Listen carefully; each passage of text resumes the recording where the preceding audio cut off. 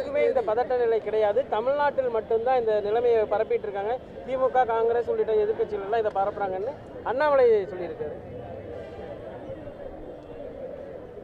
India மட்டுமில்லை, உலக நாடுகள் முழுவதும் இந்த பதற்றம் இருக்கிறது. அப்படி என்றால் அவர் உலக நாடுகளை அல்லது இந்தியாவின் நிலைமையை அறிந்திருக்கவில்லை. ஈரான் மீது நடத்தப்படுகிற ஏவுகணை தாக்குதல்களால் ஏற்பட்டிருக்கிற அரசியல் பொருளாதார தளங்களில் ஏற்பட்டிருக்கிற தாக்கங்களை பற்றி அவர் அறிந்திருக்கவில்லை என்றுதான் என்ன தோன்றுகிறது. அவர்தான் அரசியல் செய்கிறார். இது ஒன்றும் தேர்தலுக்கான போராட்டம் இல்லை, மக்களுக்கான போராட்டம். இது வெறுமன பிஜேபிக்கு எதிரான போராட்டம் இல்லை, உலக நாடுகளுக்கான அமைதியை கோருகிற ஒரு போராட்டம், உலக போர் வேண்டாம் என்று சொல்லுகிற போராட்டம், இந்தியா தலையிட வேண்டும் என்று வலியுறுத்துகிற போராட்டம், அதன் மூலம் எரிவாயு தட்டுப்பாடு போன்ற சிக்கல்களை தீர்க்க முடியும் என்று சுட்டிக்காட்டுகிற போராட்டம்.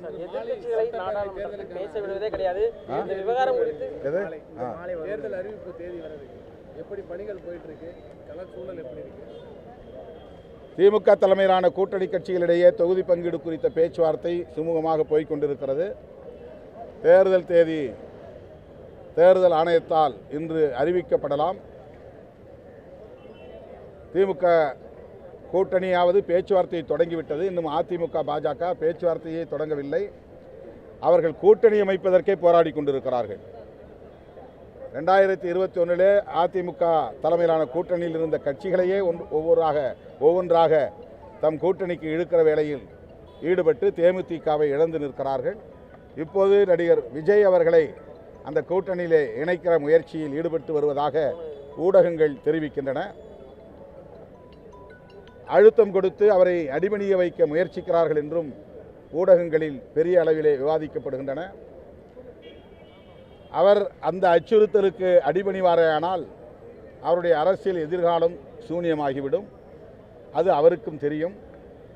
பிற மாநிலங்களில் பாஜக எப்படி சங் பரிவார்கள், பாஜக உள்ளிட்ட அனைவரும் எதிர்க்கட்சிகளை நயவஞ்சகமாக வளைத்து போடுவது அல்லது அவதூறு பரப்பி எதிர்ப்பது என்கிற உத்திகளை கையாளுகிறார்களோ அதே உத்திகளை தமிழ்நாட்டிலும் கையாள முயற்சிக்கிறார்கள். நண்பர் விஜய் அதற்கு இணங்க மாட்டார்.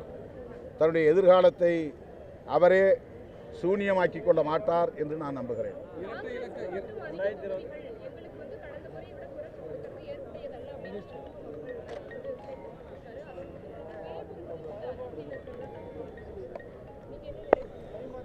இது ஒன்றும் புதிய பிரச்சனை கிடையாது. ஒவ்வொரு முறையும் தேர்தல் நேரத்தில் கூட்டணி கட்சிகளிடையே தொகுதி பங்கீடு பேச்சுவார்த்தை நடக்கிற போது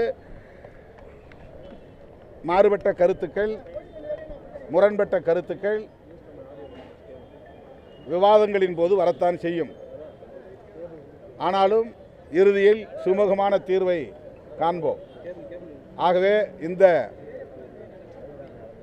கருத்துக்களால் இடதுசாரிகள் கூடுதல் தொகுதி கேட்கிற நிலையில் சொல்லப்படுகிற கருத்துக்களால் மதசார்பற்ற முற்போக்கு கூட்டணிக்கு எந்த பாதிப்பும் நேராது என்று நான் நம்புகிறேன்.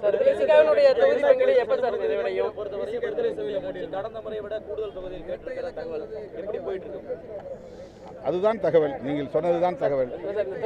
பேச்சுவார்த்தைக்கு பிறகு உறுதிப்படுத்தப்பட்ட தகவல் வெளிவரும். அது ஒவ்வொரு கட்சியாக தானே கூப்பிடுறாங்க, ஒவ்வொரு கட்சியாக பேசிட்டு இருக்கிறாங்க, ஒவ்வொரு கட்சியை அழைப்பாங்க. இல்லை, அது ஒரு தனிப்பட்ட சந்திப்பு, அது ஒரு நன்றி சொல்லுவதற்காக போயிருந்த சந்திப்பு. அந்த சந்திப்பில் தொகுதி பங்கீடு குறித்து, தேர்தல் குறித்து எதுவும் நாங்கள் பகிர்ந்து கொள்ளவில்லை. அதெல்லாம் 2 நாளில் தெரிஞ்சிடும்.